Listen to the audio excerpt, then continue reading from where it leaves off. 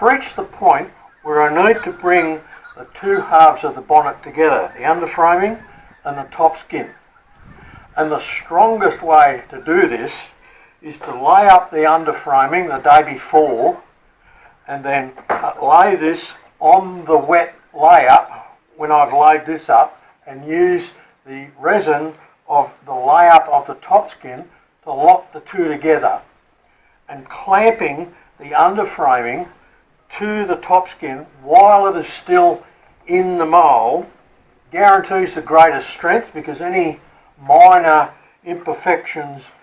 between these two parts will be taken away when it's squashed down into the soft layer. And secondly, it's guaranteed to give the perfect shape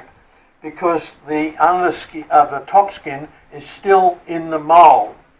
So when I add this to the wet layer,